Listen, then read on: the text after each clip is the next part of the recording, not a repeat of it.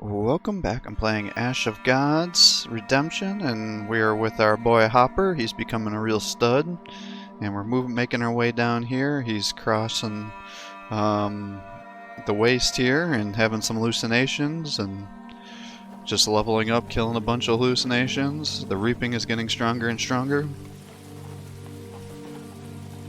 I wonder if that's why the Strix requirement is going up, is because the reaping is getting higher.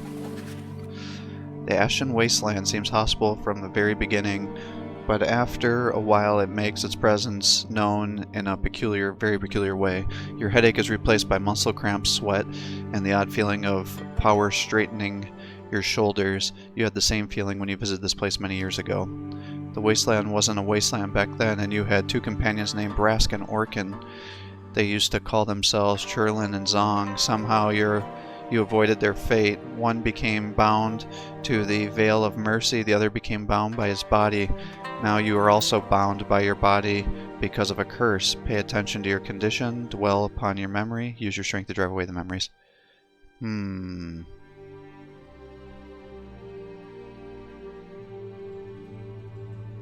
Dwell upon your memory. You close your eyes, remembering the Green Valley and your small squad. Rask waves his hands, laughs, and whispers that you shouldn't worry about the small things. If a master like Orkan says that you'll succeed, then you must succeed. You'll have a powerful weapon. Your strength will equal that of the Reapers, or at least enough to be dangerous. You look at Orkan. The famous mastersmith and sorcerer only nods in your direction. He wants to split the Menhir into 14 pieces, but how?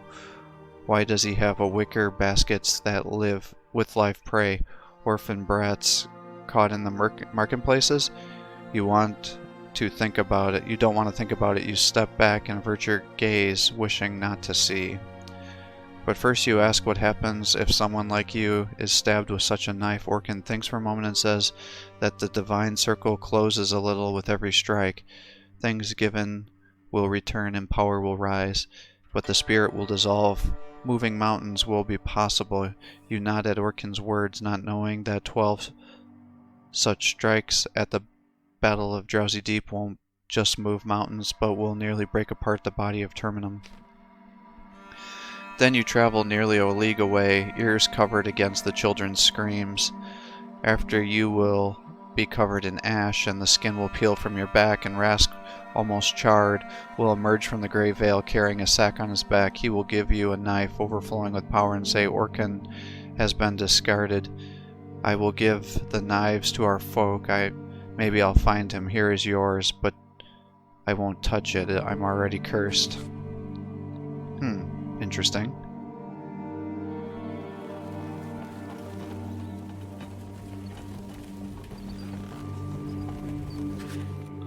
You approach the Marsh Watch. Making your way to a local inn, you leave Aki to tend the horses.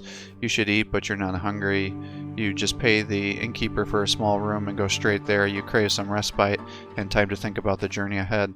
At some point you doze off. What comes next feels like a vivid dream, though you still see the same window-lit room, an old but spry woman. She opens the door, smiling, and nods to your satisfaction.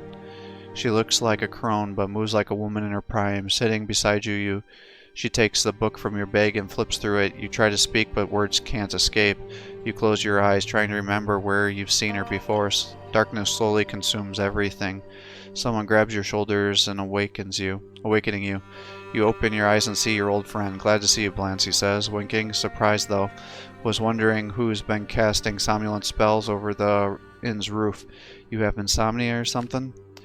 After hearing those words, you finally realize that you're awake and come to your senses. The quick look around, and you know that someone's sorcery is at work here. Realizing that you've been hexed, you scramble to get your bag. The book is gone. Curses, how could they trick me like that? I dreamt of a hag rummaging through my things and flipping through my book, but it was no dream. The book is missing. Did you not encounter anyone on the stairs? My apologies, I haven't seen any hag on the inn stairs. I've arrived after the spell dissipated. Where are you off to, Blaise? And not alone, I see. Been accepted into the royal service, have you? You haven't strayed far from home by happenstance either, have you, Churlin? You don't simply travel for the sake of it, do you? You rarely step outside your shop, especially in the reap time. Forget the shop. Now isn't the time. I've actually been looking for you, Blance. And it's clear that seeing a crone in your dreams was no coincidence, though an old one, she wields great power. Who is she? Who knows, although I've got a hunch she might be the Unda everybody's talking about, but something's off. Unda's so old, it's surprising that she still lives, and if this hag only pretends to be an Unda. The crone who looks like a woman in her prime, stone bracelets and a serpent's gaze, I've heard of her. She calls herself Chila. Maybe she's like us, not human? You should be well aware of the name is only a garment. Take it off, if you will, and it loses all meaning. I've been considering this from all angles. All those who could be this crone died in that same battle which gave you your arrow scars. And I've no more ideas, no clues. Like we don't have anything better to do than solve the old hag's riddle. She's a witch, no doubt. Why do you need me, Churlin?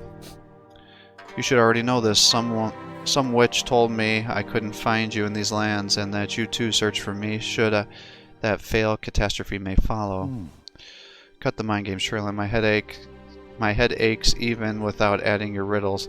How does this old woman or witch compel you to look for someone? I don't recognize you. I hardly recognize myself, Blance. I've had so many thoughts lately. Got a job as an attendant at Opacum, guided wagons through the marsh road. Thought I'd keep quiet and survive the reaping, but no, trouble found me again. From now on, we travel together. Well, at least there's some good news. I'm always happy to see you, Churlin. Having you tag along is always nice. Still, I'm quite surprised. What power do you mean, Churlin? If I knew the secret of her power, I would also possess it. Her clairvoyance is on par with your Anma. Her sorcery matches out of the High Umbra, and she's as persuasive as Dorpcall. She's definitely not allied with the High Umbra of the North. I've already realized that.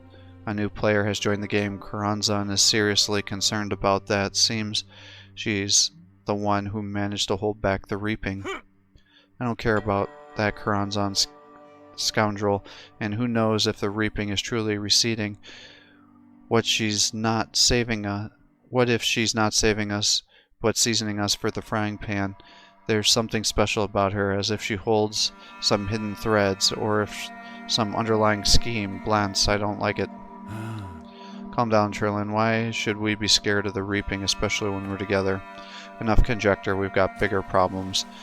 You take off your glove and show your blackened hand. Churlin observes it with great interest. His breath becomes heavier, as if he's trying to place its smell.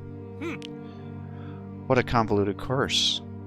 Where'd you get this nasty thing, and why is it on your hand? What purpose, and why does it jitter? Is it breathing? Still haven't lost your aptitude, huh, Churlin? Got this nasty stuff in Albinus, just near your shop. Some cunning crone left it. Now I'm roaming Burkana trying to piece together the spell to cure me, along with other things. Yes, I'm aware. Following Glenda Bren, are you? She just met her father by the March Watch and left, trying to save her brother. Well, let's find them. Why do you want to join me so badly, though? What's your aim? My goal is to survive, same as yours. Judging by your blackened hand, I don't have any recent hexes, but I'm still afflicted with a much older curse. I still feel chills and a sense of foreboding. Something else in my mind, too. Have you anything to say? Shouldn't I be asking you that question? Aren't you the one who's supposed to impart key words to me, for which I came here all the way from Ursus? It all led to you. That's true. Don't know what book that hag stole from you, but I've also seen her. Not just in real life, in dreams too. She's searing something into my hand. She seared something into my hand in one of those dreams. It burns and won't subside unless you read it. Let's just roll up my sleeve. So she's truly a great sorcerer. Always gets her way. What have you got here? The same handwriting. And with every step your burden shall become greater. For you carry it for many, and the number increases still. Ye gods, the writings vanish, such a relief. What do those words mean, Blance? What are they? I don't know, Churlin. Need to think this through, but I won't be staying at the end. I can't say I'd be happy about absorbing anyone else's sorcery. And by the way, still remember, call me Hopper Rowley. And you are Rask, the store owner from Albinus. Names are not used in vain. Times are too dire for such foolishness. Let's go. Of course, you were only one to notice the magical veil of dreams cast over the inn and Churlin's rather Rask's appearance. For everyone else, it's business as usual. It seems like Aki's done preparing and ready to continue onward. You don't have to introduce Rask to your companions. They know the shopkeeper from Albinus. However, everyone is surprised to find him in the middle of nowhere, and more so that he's going to accompany you from now on. As you exit the inn, Rask pulls you aside, looking mysteriously. Seems like he's got something important to tell you. Blast, or rather Hopper, wait. I haven't told you everything. Thorn Brennan's daughter was waiting for him when he arrived here. Me too. It was the old woman who brought his daughter here after all. There was also Philia, a girl from Ursus. I was asked to watch Glenda until Thorn comes.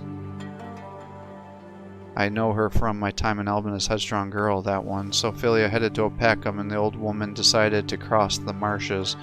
I was sure I'd never see her again, but then Thorn headed west with his daughter. The damn hag came to me in a dream. She drew this damn thing on my hand and said something cryptic. I figured that there's no point in trying to comprehend the message, so only that I must relay it to you. What did she tell you, and why do you think I'm the recipient of her message? She mentioned you by name and called you Blance instead of Hopper, so listen up. You'll need to venture west and keep in mind that even a scoundrel can be useful. That's not much to go on, is it? Was there at least another word? Must I solve riddles again? Well, ice one big riddle. She also said, I need to accompany you. I'm asking, what did I do to deserve this? And she dismissed it, saying the real trial lies in Frigga, or somewhere nearby, and that it spells certain doom for you. That's sure some good news, friend. Well, nothing to do but face the music. The voices of those nearest and dearest still echo in your mind. You rush into battle as if you were late for a meeting.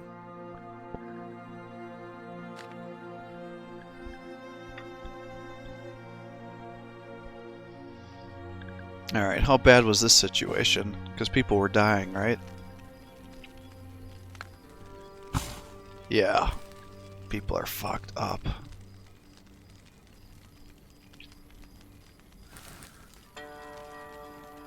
Alright, let's heal the party.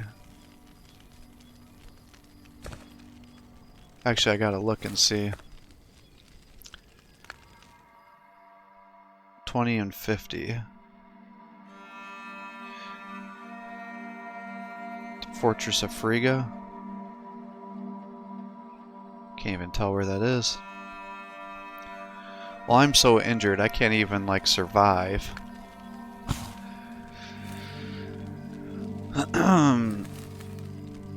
So I actually... I want to give it to him so he has no wounds anymore. Let's do that.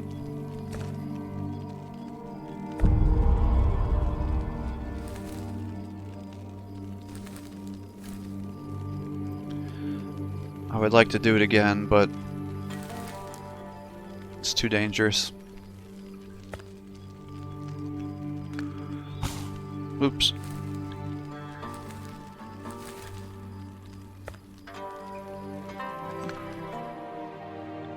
Secret path. Berry path.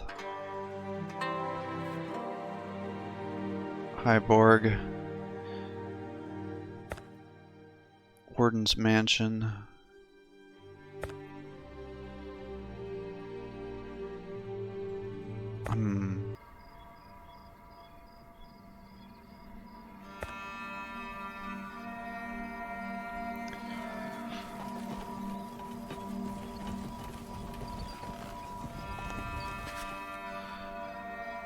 V points to an odd structure in the stone and branches. It looks like a local shrine, a receptacle for offerings. It's not sacrilege, but necessary if a proper temple is too far away. You come closer and see a simple altar. Different tools are laid out on top of it, as well as useful pies. A rope bracelet with 5 little strings. As you're surprised they haven't been stolen. The near settlement must be far, explaining the need for this. Talk to the locals into giving you the stones.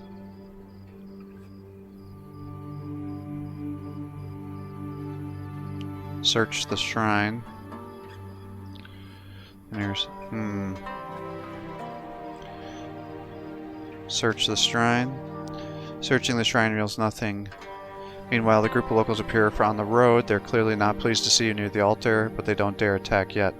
Attempt to find a peaceful... Attempt to deceive. Try to negotiate peacefully. Allow me, listen to me, my lambs. I'm but a common monk, come to instruct you in the ways of charity, pleasing the gods. The gods smile upon those who help travelers, for every man can find himself in need of help while on the road. By his words, move the villagers so much that they hand over strixes and give you a modest sum of money to boot. Oh, thank God. Barely got any, though.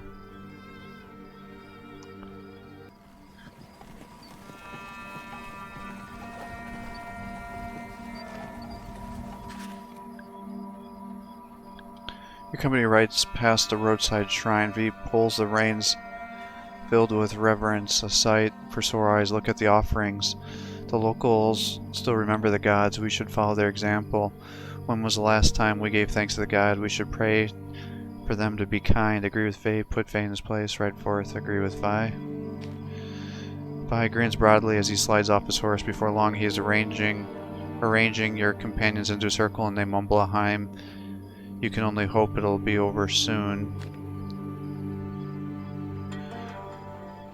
When Vi begins a sermon, Score offers sarcastic comments at every word. Vi tries to ignore Score's markings, but finally, mid-phrase, fuming with indignation. Support Vi. You rebuke. The old man shrugs. He was just having fun. The nuisance removed, Vi continues the sermon. Vi's meeting eludes you. His voice is full of confidence and belief. He seems to drown. When the sermon ends, the shines never but the monks. Part of your injury level decreased by 1. Well, that's good because I'm about to.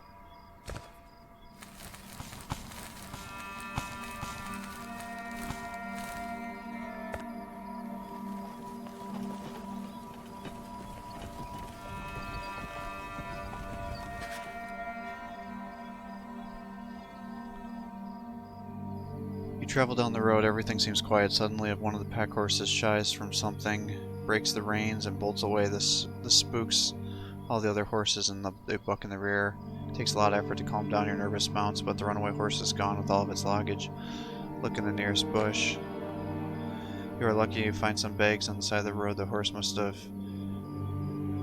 shaken it off as it ran. A further search yields no results. You reconcile the loss of the other items and carry on with your journey.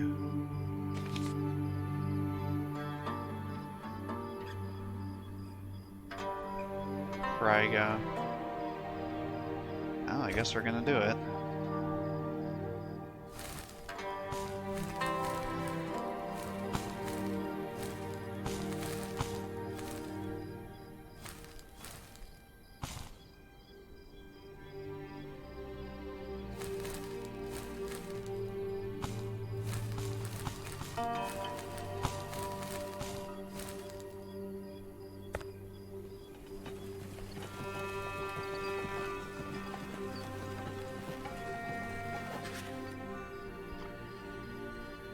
As you approach the highway, it's teeming with soldiers and fugitives. You hear cattle lowing and heavy wheels creaking. People are leaving Friga.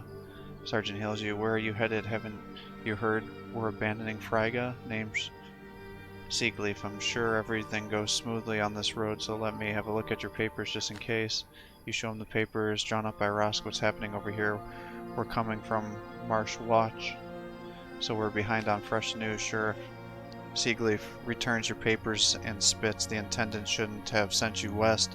There's nothing for you there now. Gals and vandals have turned mad. They're just swarming onward, completely out of your minds. The Prince Herdlig is fending them off for now, but he's the only stalling for time. You ask, what about Prince Treg of Jorana? The sergeant looks at you surprised. Are you all living under a rock in that stockade of yours? The Joranan king is dead, so his son is now making his way to Hyborg to defend it. He will also be crowned there. The sergeant has nothing else to say, so you venture onward knowing that time is short. It just pisses me off when this happens. So now I gotta go through a whole nother second charm where I have to put injuries on my people. Pisses me off. Yeah, so now somebody's gotta die.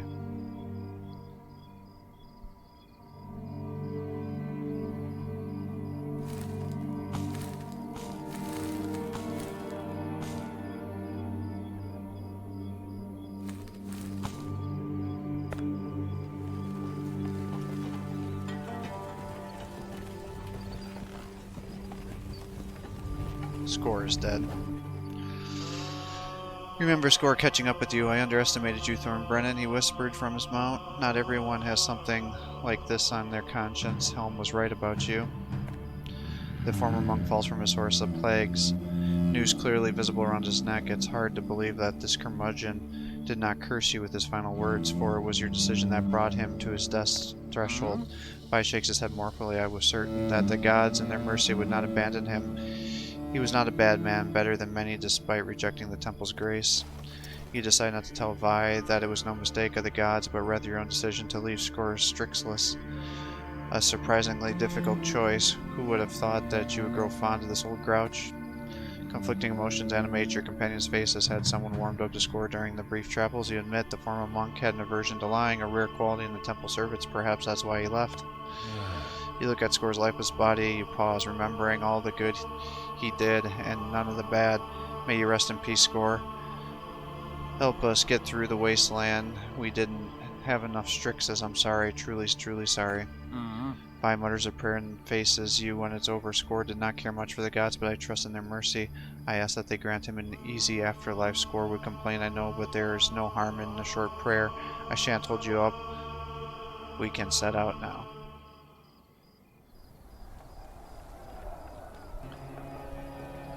Boy, I am like barely able to survive right now. Unless I get a major influx of resources, this game is not going to end well.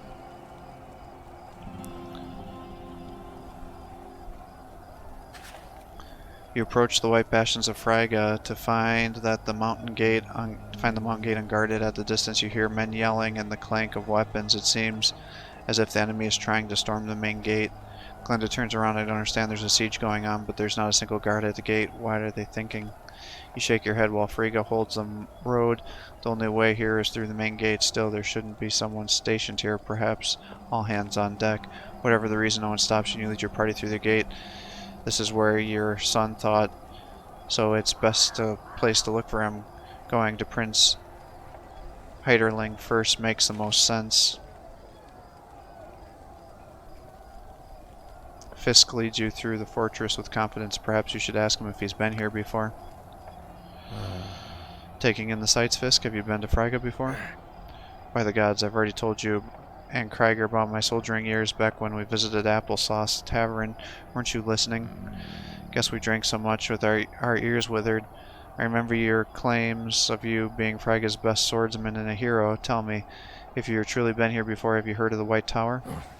Well, they're all kind of white in these parts. Oh wait, there's a watchtower a few days travel from here, but it was destroyed long ago. Some say it's cursed. Do you know how to get there?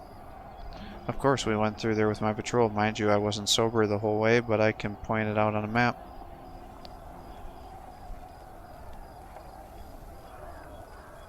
House. Yeah, not much to do here. Can't do anything there.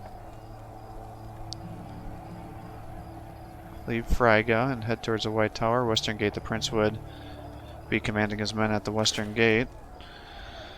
Thornbrennan, the city is nearly abandoned. You see occasional guard in here and a distant creaking of carts, but no one pays any mind. You ride to the square opposite the town gate. Toward the din of battle, the horn pierces the air with urgency.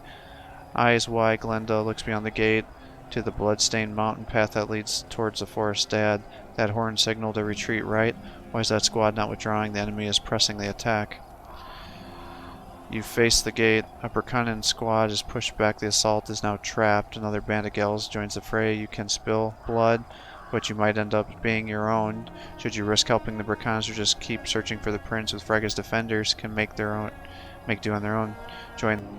Search for Prince Hurling. You look for the prince, but your efforts are in vain. You return to the square and see the fortress gates being closed, a signal that all brave souls who were defended have perished. After you fail to find the prince, you approach a soldier who is giving orders. He's dogged, weary, and may soon collapse from exhaustion. Looking at the captain's insignia, I don't recall seeing you, Captain, though I know every man who did not retreat. My name is Lon, commander of the guard here. Who are you, and what is your business here?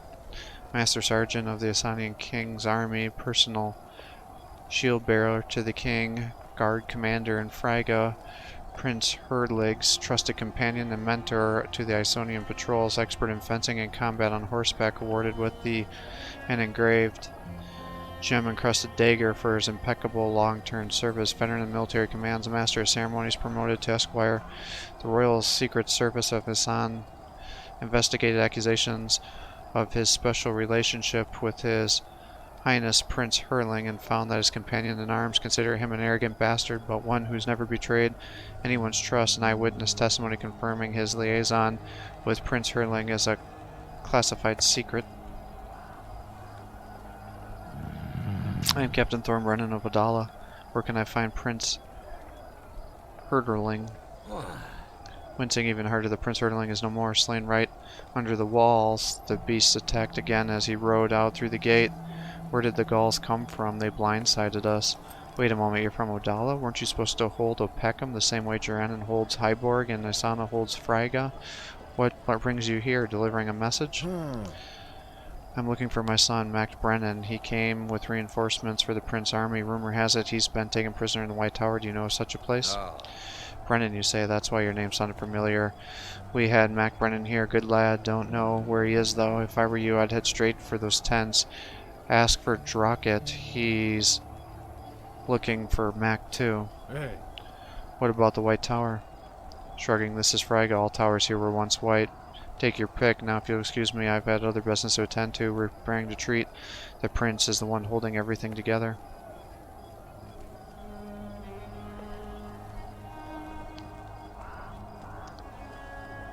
The prince would be commanding his men at the western gate. Drocket. Lon says Drocket is a man searching for your son can be found here. You can't find Drocket. A commotion grows around you. Dispirited by the prince's death, a few remaining defenders of Fraga prepare to retreat. No one pays you any attention. One of the guard finally tells you that Drocket went scouting a mission and won't be back until tomorrow. The soldier shows you where his personal possessions are being stored. You thank him and take a moment to think. What should you wait for the man or head straight to the White Tower? Wait for Drocket. You camp in the house. On soldier pointed out. Drocket returns the next day. He does not look surprised. Someone must have told him you'd arrived. Hey. Good day to you, Drocket. My name is Thorn Brennan. I've been told that you were searching for my son, Mact. Studying your face, true, I do search for Mact, and I shan't rest till I find him. Subject to the Isonian crown, the last offspring of the impoverished noble family, he enlisted in the militia and was gravely wounded in battle. He has risen to glory since his recovery, the best warrior of the king's army, irreplaceable mentor to the Isonian archers and swordsmen, the second to none in fencing and tracking. He is averse to the exaltation of his deeds. He's also the only one of the Isonian heroes to refuse the king's rewards and commendations and requests his name not be mentioned in historical books of honor. What happened to him?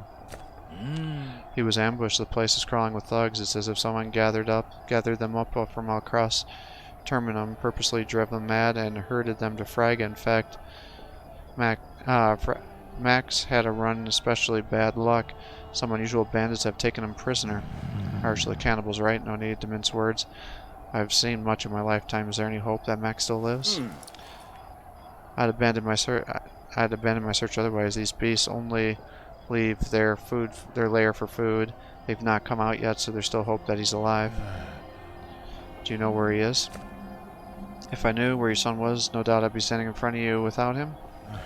Surprised, what can you tell me about the White Tower? Wait, it's a death trap, even for the cannibals. Though considering all the madness, I've yet to search there. How did you learn of the White Tower? Long story, let's say I've heard a voice.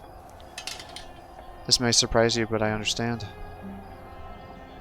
Why are you looking for him? The prince appointed me to look after Mac as soon as we arrived. I was like a mentor to him. You have to be an able son, Thorn.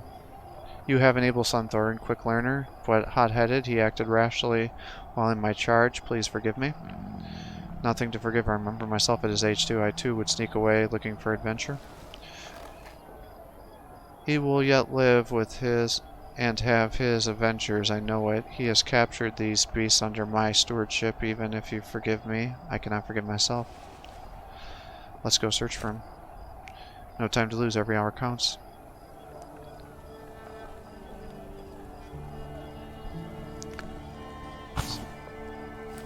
I waited a day. Why did they not heal? Alright, it's more important that Brennan gets that, because he's so injured. Alright, for whatever reason, that's not going away. Leave Frigga and head towards the White Tower. Wolf Slayer. 3 Springs.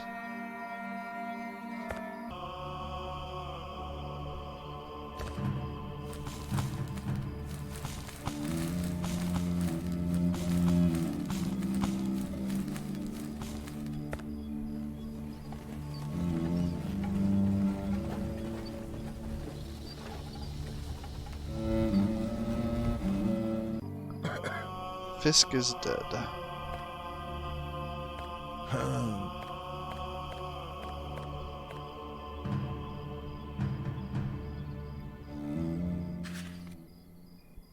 Little boy runs out of the road, sobbing and pleads, "Help me, sirs. My sister fell into a deep pit and I can't pull her out by myself. Time is of the essence. Can you afford the detour? Though it shouldn't be terrible to leave children, and though it be terrible to leave children, just helping a girl shouldn't take too much time. Save time and keep going. Send one of your companions to the rescue." You dispatch someone agile to rescue the poor girl, and once Andrea nods and dismounts and follows the boy. After a while, the bodyguard returns. She says that the brat tried to lure her to an ambush, at which point, at the edge of the pit, some thug crept up on her with a club. It was such a pathetic klutz that Andrea didn't even kill anyone. She disarmed the unfortunate thug and took his valuables, including the Strix-encrusted pendant. The bodyguard thinks all of this is hilarious. You tell your companions to get moving, but Andrea won't stop. She mimes the thug's surprise at losing his club and reenacts the boy's hurried escape, putting on a show. It makes everyone laugh and lifts their spirits. Well, that's nice, except I'm still gonna probably die.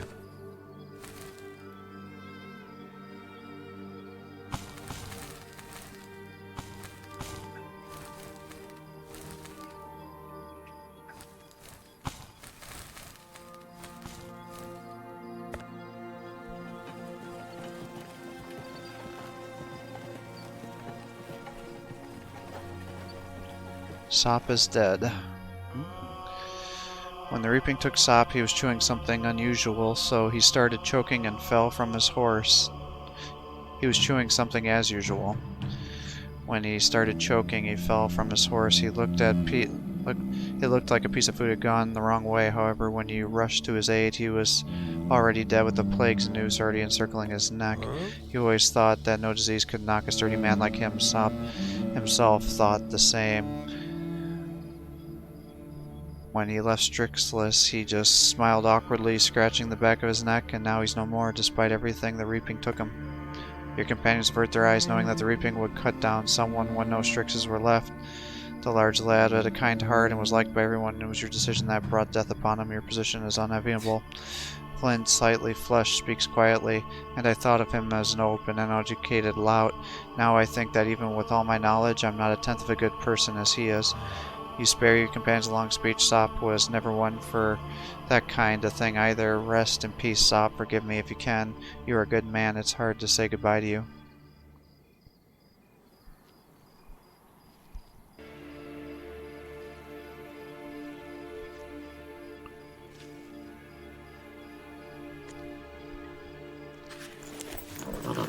Boy, everybody's fucking dying on my campaign. A decrepit structure comes into view. You dismount and creep toward the pale ruins of the lower tower. It seems your fears were unfounded. Not many cannibals around. They must have scattered. Brock points to the ruins. The tower looks empty. I fear the bastards might have panicked and slaughtered the prisoners. If you distract them, I'll sneak up from the side. I know this place and I'll find a way. There's no such choice. You nod. Drockart stalks along the tower. He signals you with a wave and you walk straight toward the cannibals' lair. They notice you and a large vandal blocks your path. Mabok the Cannibal, described as a Frigga watchman, is a tall, terribly strong bandit. Convicts claim he's a cannibal descended from the Western Vandal shamans. He leads 5 bandits of a sword and pass. Doesn't work well with any other bands and keeps his retreat location secret. Forest outlanders consider him highly dangerous madman. Well, look at who's crawled out of the woods. Let's get to know each other. We'll be great friends. My name is Mabok. What's yours, dinner? Want to know how our friendship will play out? You spare us from the hunger, and we'll be grateful. My name is Thorn Brennan. I'd like to ask you and answer my own questions, I see. Blinking repeatedly. I don't deny it. My mother always told me to be quiet, but I never shut up. She also told me not to play with my food, but it's too much fun. Do you know the game of questions and answers, riddles? Care to play? Looking around. If you're going to eat me anyway, what's the point?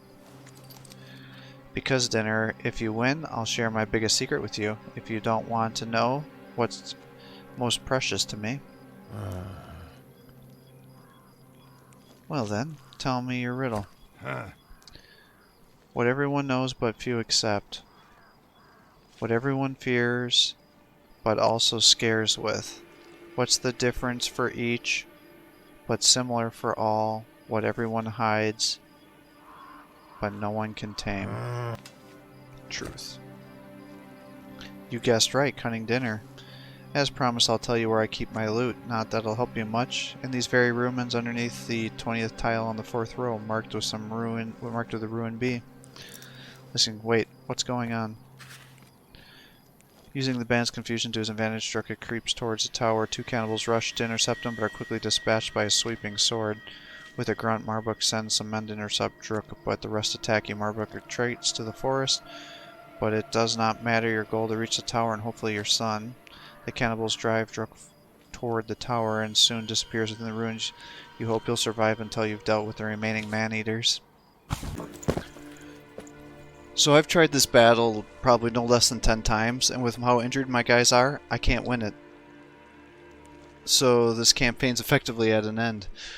So I'm going to go back and restart this campaign. I'm not going to go all the way over because I don't want to reread all the text and everything again. But I'll jump back up here.